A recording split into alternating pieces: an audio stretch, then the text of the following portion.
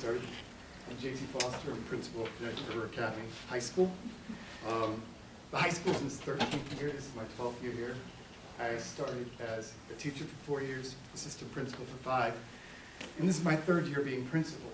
And all I can say to you is, we've been waiting for you. Since I started this school, we've wanted a middle school. We wanted to be able to take the scholars from Riverside and bring them all the way to us and create a community. Probably wasn't the easiest thing to do a middle school the first year of the pandemic, and so I thank you for your fortitude. But I think you'll find it's been worth the wait. We've grown from our first days. We were just an early college high school with just a pathway for liberal arts to now 5 pathways. In a year from now, your scholars will be choosing if they want to enter a pathway, because our freshmen just chose their courses for next year last week. So let me tell you a little bit about our 5 pathways, just so you know what you're in for. We have a computer science pathway, advanced manufacturing pathway with our $10 million annex down there that opened right before the pandemic and was mothballed for a year and has opened up again. We have a healthcare pathway, a business pathway, and our traditional liberal arts pathway, which we've had since the founding of the school. Only those pathways now for liberal arts, we're having concentrations. We're developing concentrations in music or a concentration in environmental science. We are an environmental science school. We're on the Connecticut River. We have a $400,000 research vessel that all classes use. We have a habitat center that this year got revitalized that's simply amazing. And all scholars will take an environmental science course to be exposed to that. As I tell people during recruitment, CTRA high school is a little bit like going to hometown buffet. You get to taste a lot of things and then choose which area you want to focus on. We have scholars come here right away and know what they want to do.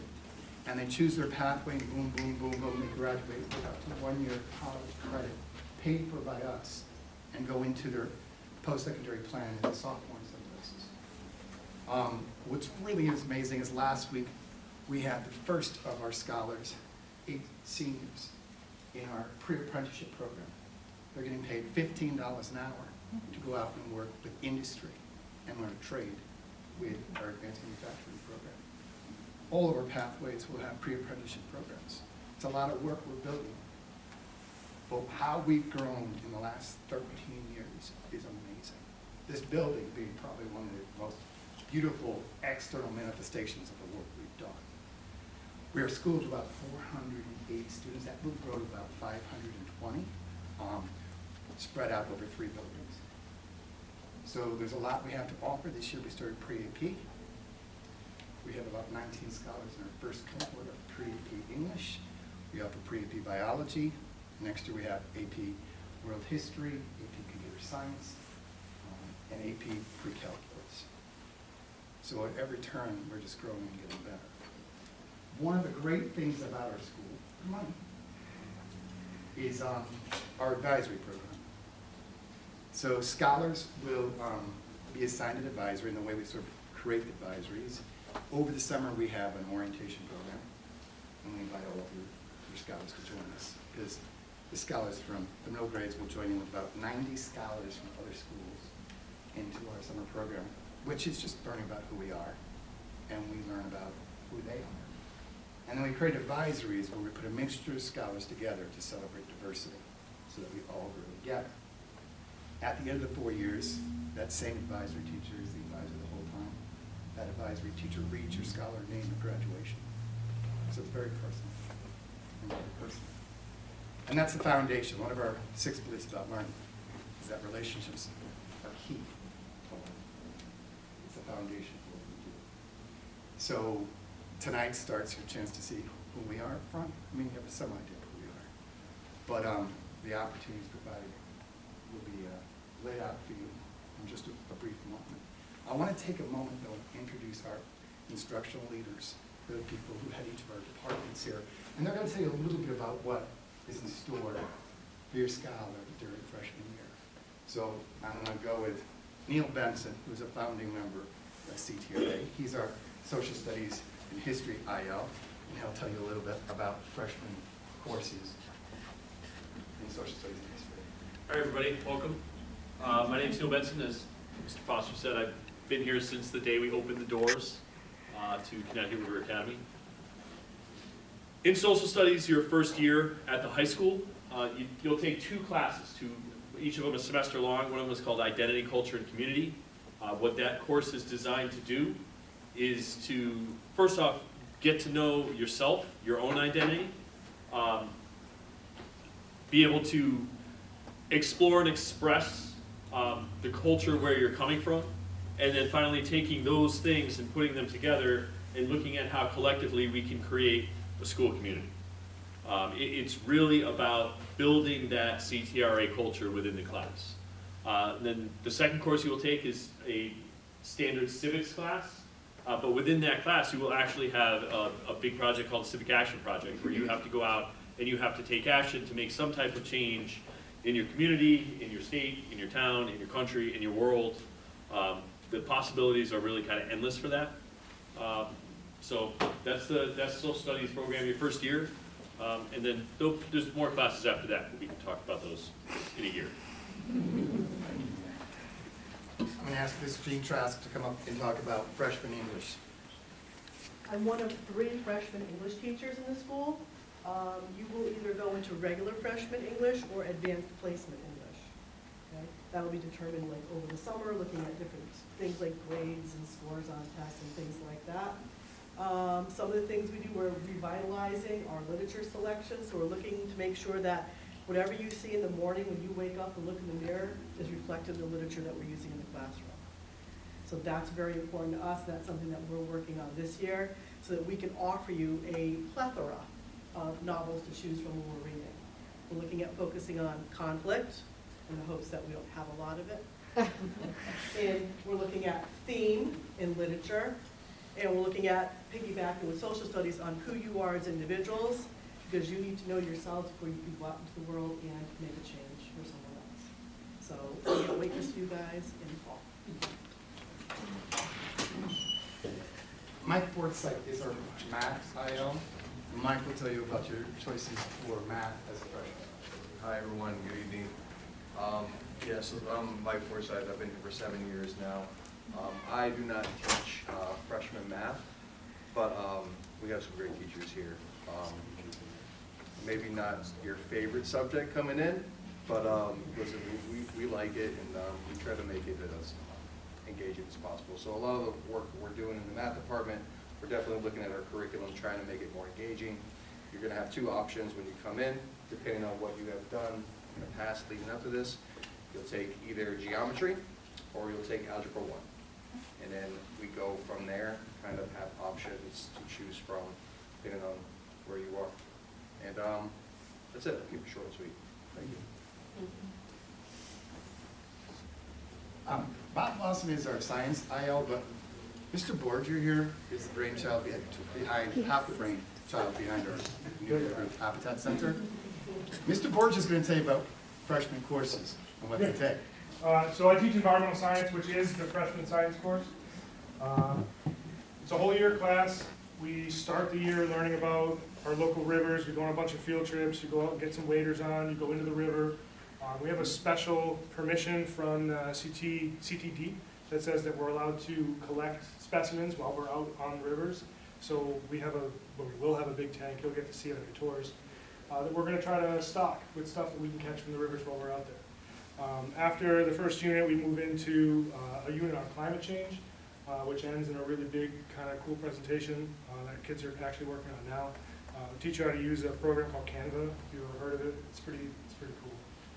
But you read some really high-level documents, and you study stuff that like real-world scientists are studying right now. After that, we go on to something for chemicals in your home. And you leave that unit being a little scared of everything that you have in your house, like nonstick pans and candles and microwave and plastic and stuff. So we kind of give you a little bit of insight into what you're actually ingesting in your body. But that's environmental science. It's, like I said, a whole year course. And I have a lot of fun teaching it, and hopefully you'll learn a lot. You'll be a little bit wary, I guess, at the end, but you'll be more knowledgeable for it. And before you leave today, definitely come see me in the Habitat Center. I have about 6 or 7 kids. Right now we're fragging coral, which is for cutting them and propagating them. So you can come see what we're doing. Thank you. Next up, Miss Angie Royce is our Spanish teacher, and she does so much more here.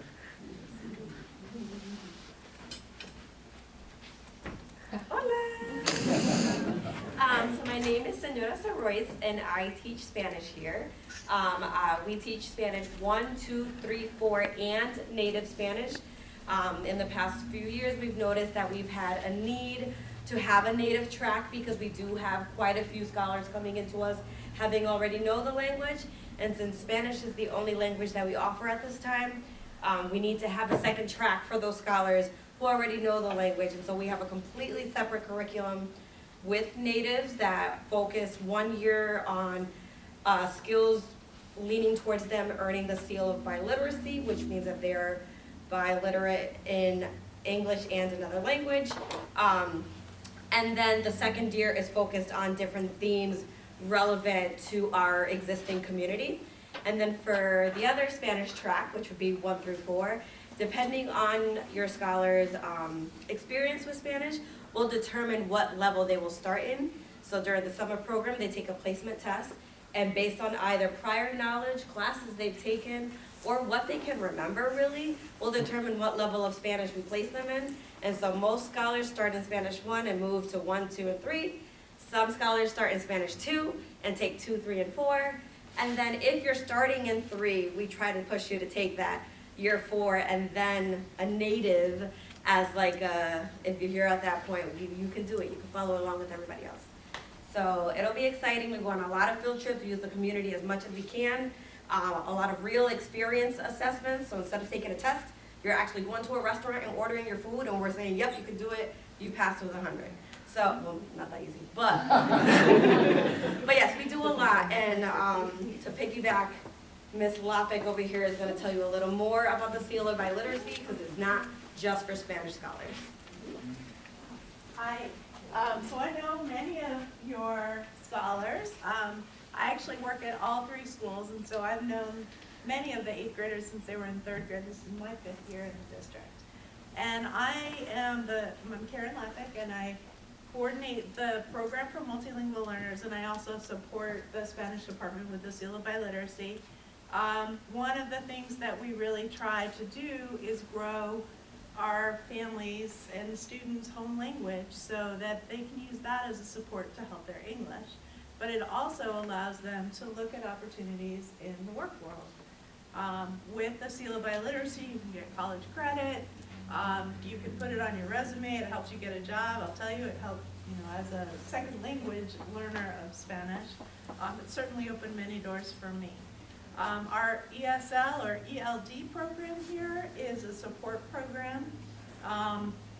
Between me and my colleague, we push into classes, and we also have separate support classes for scholars who need that little bit of extra to help them get through their academic. Thank you, Karen. Next, we have Ms. Priya Rajagopal, who is our computer science and advanced manufacturing. Hello everyone, so happy to see you all here. We were just talking about it's so nice to see the incoming freshmen like that we might see next year, so happy to be here. So Priya Rajagopal is my name. I am the IL for CTE. So Mr. Foster talked about the different pathways. So we have computer science, advanced manufacturing, healthcare, and business. And I can talk about the advanced manufacturing and computer science. As you all know, we live in the world of technology. It has become so integral in our everyday life, and it's such a great opportunity for scholars to not just be at the receiving end of the technology, but actually create something. So in our advanced manufacturing program, they get up to 21 college credits, and then they can go into they get industry experience by the time they graduate, and job opportunities and all that. In computer science pathway, this is my 3rd year, and I'm extremely proud of what we have achieved so far in 3 years. We have a pathway now, and this is the first year we're offering our AP Computer Science class, and next year we have 2 AP Computer Science classes. And as you know, computer science is one of the fastest growing industry out there, very high paying jobs, and we have some amazing scholars who are sincerely working towards their career. And it's exciting to see, how they kind of grow as they take the different classes. So as an incoming freshman, you'll take a course called Foundations of Technology. It will really introduce you to the innovative manufacturing technologies out there, including 3D printing, CNC machines, and then you will also get introduced into computer science and robotics. So you get introduced to 2 pathways that really help you decide which of the STEM fields you want to go into. If you have any more questions, I'm around, I'm happy to answer. Alicia Clower is our special ed IL. Alicia. Hi, I'm Alicia Clower. So, like Mr. Foster said, I'm the special ed department IL. So we help with scholars with IEPs, and so that looks like support in pull-out classes and support in classes. My colleagues and I are in many English and math classes. We're there to support everyone. And I'll be around later if anyone has a scholar with IEP or 504. I'm here to answer questions.